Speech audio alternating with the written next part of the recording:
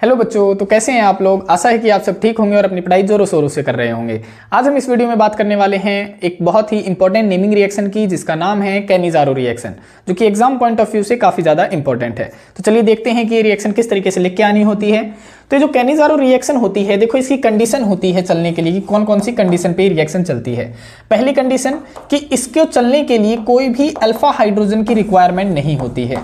देखो हमने पहले दो रिएक्शन पढ़ी थी, एक पढ़ी थी हमने एल्डोल कंडेंसेशन रिएक्शन, दूसरी पढ़ी थी क्रॉस एल्डोल, जिसमें हमने कहा था कि अल्फा हाइड्रोजन एटम होना ही चाहिए। लेकिन यहाँ पे कोई भी अल्फा हाइड्रोजन एटम होने की रिक्वायरमेंट नहीं होती है। दूसरी कंडीशन, ये जो रिएक्शन चलती है वो कंसंट्रेटेड NaOH की प्रेजेंस में चलती है।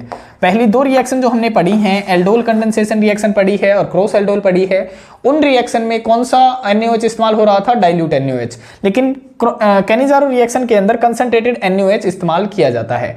होता क्या है इस रिएक्शन के अंदर, ये जो कैनिज़ारो रिएक्शन है केवल एल्डिहाइड ही शो करते हैं, कीटोन ये शो नहीं करते हैं। ये बात ध्यान में रखनी है आपने।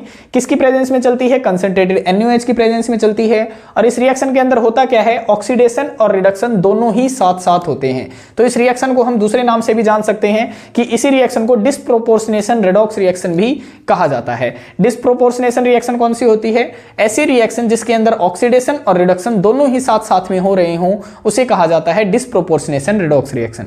तो देख लेते हैं इसमें होता क्या है। तो हमने दो एल्डिहाइड के मॉलिक्यूल ले रखे हैं, एक यहाँ पे भी एल्डिहाइड है, एक यहाँ पे भी है। जैसे ही कंसंट्रेटेड NaOH के साथ में इसकी रिएक्शन चलाई जाती है, एक तो बन जाता है आपका sodium salt of methanoic acid और दूसरा बन जाता है आपका मिथेनॉल। ये आपको इस तरीके से समझ में नहीं आएगा जब तक आप इसका मैकेनिज्म नहीं समझते हैं। तो एक बार मैकेनिज्म करके देख लेते हैं, फिर आपको ये समझ में आ जाएगा कि ये कैसे बना है और वो वाला मिथेनॉल कैसे बना है। तो देखो मैकेनिज्म किस तरीके से चलता है इस रिएक्शन का। मैकेनिज्म हम यहाँ पे हेडिंग बना लेते हैं। सबसे पहले क्या होता है, आपका पहला वाला जो फॉर्मल्डिहाइड है या जो मिथेनॉल है वो आता है HC डबल बॉन्ड OH, ये वाला आता है। और किसके साथ में रिएक्शन करता है? ये करता है कंसंट्रेटेड NaOH के साथ में। अब कंसंट्रेटेड NaOH के साथ में दो मॉलिक्यूल अलग अलग होते हैं, एक होता है Na पॉजिटिव, दूसरा होता है OH नेगेटिव। तो यहाँ पे जो ये Na पॉजिटिव है ये तो एज इट इज बाहर निकल जाता है, ये यहाँ पे इन्वॉल्व नहीं होता है। लेकिन जो ये OH नेगेटिव है ये क्या करता है? ये होता है स्लाइट पॉजिटिव चार्ज, इसके ऊपर पॉजिटिव चार्ज देकर ये अटैक कर देता है कार्बन के ऊपर।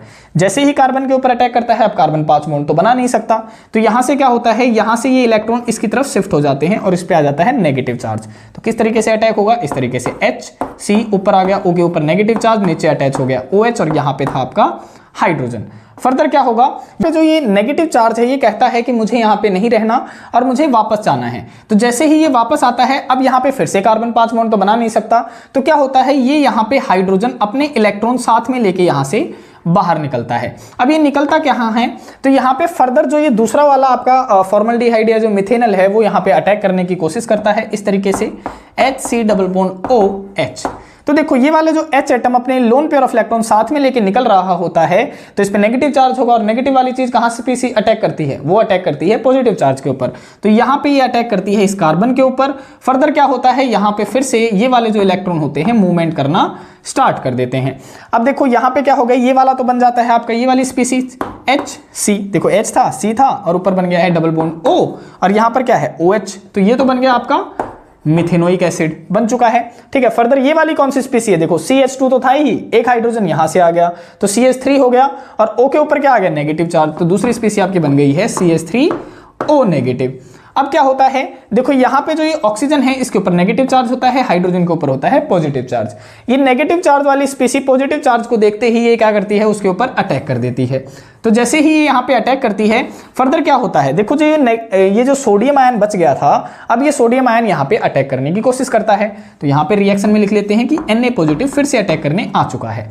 अब जैसे ही ये आता है, ये किसके ऊपर अटैक करेगा? ये कर देगा इस ऑक्सीजन के ऊपर अटैक। तो यहाँ पे जैसे ही इसने अटैक किया, यहाँ पे बन जाता है आपका sodium salt of methanoic acid ONA negative positive. देखो HC double bond O negative और Na ने इसके ऊपर अटैक कर दिया, तो ये बन गया sodium salt of methanoic acid. Further देखो CH3O नेगेटिव था, इसने हाइड्रोजन के ऊपर अटैक कर दिया, तो ये क्या बन जाएगा CH3OH, ये बन गया आपका मिथेनॉल। तो यही तो उसने बताया था कि यहाँ पे केवल एल्डिहाइड ही अटैक करते हैं और कोई भी अल्फा हाइड्रोजन एटम की रिक्वायरमेंट नहीं होती। और जब दोनों एल्डिहाइड रिएक्ट करते हैं तो आपका एक बन जाता है sodium salt of methanoic acid, दूसरा बन जाता है मिथेनॉल। तो इस तरीके से मैकेनिज्म चलता है। तो अगर ये एग्जाम में पूछा जाता है तो आपने ये पूरी तरीके से इसकी रिएक्शन और पूरा ये मैकेनिज्म लिख के आना होता है। अगर आपको रिएक्शन पसंद आ रही हैं और अगर आप ऐसे ही रिएक्शनों को और को देखना चाहते हैं तो आप हमारी प्लेलिस्ट चेक कर सकते हैं, जो कि है ऑल इंपॉर्टेंट नेमिंग रिएक्शन के नाम से। अगर आपको वीडियोस पसंद आ रही हैं तो वीडियोस को लाइक एंड शेयर जरूर करें। के लिए इतना ही, मिलते हैं नेक्स्ट वीडियो में, तब तक के लिए बाय बाय, टेक केयर, धन्यवाद, जय हिंद, जय भारत।